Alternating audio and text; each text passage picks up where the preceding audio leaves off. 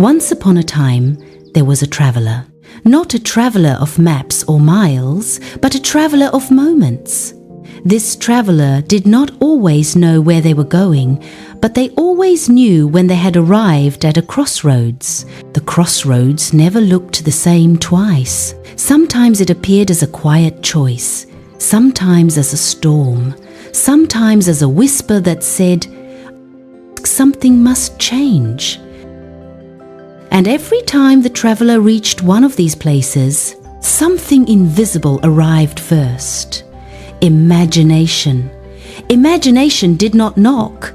It did not announce itself. It simply appeared, laying out paths the traveler could not yet see. Once upon a time, the traveler asked, "Why do you follow me everywhere?" And imagination answered, "Because I go ahead of you." Before the traveler ever took a step, imagination had already walked the roads. It had imagined what might happen if the traveler went left. It had imagined what could happen if the traveler went right. It painted pictures. On one side, there were visions of safety, approval, comfort, and familiarity. On the other side, there were visions of loss, risk, loneliness, and the unknown. The traveler called these pictures best case and worst case. But imagination never used those words. Those were the traveler's labels. Once upon a time, the traveler believed the pictures were prophecy. They believed imagination was telling the future. And so the traveler obeyed. When the pictures were frightening, the traveler stayed still. When the pictures were comforting, the traveler moved toward them. And for a long time, this worked, or at least it felt like it did. Until one day, at a crossroads that looked smaller than the rest, the traveler noticed something strange. No matter which picture imagination showed, the traveler felt the same tightness in the chest, the same unease, the same sense of being pulled instead of choosing. So the traveler did something new. They stopped. They turned toward imagination and said, "Are you trying to protect me? Or are you trying to control me?" Imagination was quiet. Then it said, "I am not here to decide for you. I am here to show you what you carry." The traveler didn't understand, so imagination continued. "I show you fears you have not questioned. I show you hopes you believe you need. I show you stories you inherited and never chose." The traveler looked again at the pictures. They noticed something they had never noticed before. The frightening pictures were built from old memories, past failures, words once spoken by others, moments when it hurt to be seen. The comforting pictures were built from longing, from the desire to be safe, from the wish to be certain, from the hope that nothing would ever be lost. And suddenly, the traveler realized there was no bad road, and there was no perfect road. There were only roads that changed the traveler in different ways. Once upon a time, the traveler asked, "Then why do you show me danger?"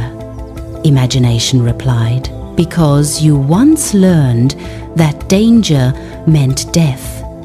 But sometimes danger simply means growth." "And why do you show me comfort?" the traveler asked. "Because you once learned comfort meant survival," imagination said. "But sometimes comfort means stagnation." At the next crossroads, imagination arrived as it always had. But this time, the traveler did not rush to interpret. They watched, they felt, they noticed how imagination moved faster than the body, faster than logic, faster than courage. They noticed how imagination collapsed time, how futures were felt now, how regrets were rehearsed early, how victories were tasted before they were earned. And the traveler laughed softly. "I have been living events that never happened," they said. "Yes," imagination replied gently, "and suffering them too." From that day on, the traveler no longer tried to silence imagination. They also no longer surrendered to it. They treated imagination like a lantern, not a map, something to illuminate the terrain, not dictate the destination. When fear-based images appeared, the traveler asked, "What belief are you protecting?" When hopeful images appeared, the traveler asked, "What attachment are you revealing?" And slowly, something changed. The crossroads did not disappear, but the traveler stopped trembling at them. Choices became less about avoiding pain and more about honoring truth. Imagination began to change too. It grew wider, less repetitive, less loud. It stopped screaming warnings and started offering possibilities. One day, imagination said, "You know, I was never meant to rule you." "I know," the traveler said. "You were meant to walk with me." And so they did, together, not toward certainty, not toward guarantees, but toward presence. And every time the traveler arrived at a crossroads after that, they no longer asked, "What is the worst that could happen?" They asked, "Who am I becoming by choosing this?" And imagination smiled, because at last it was no longer mistaken for fate. It had returned to its true role, a creative force, a companion, a doorway into becoming. And the traveler continued on, but free.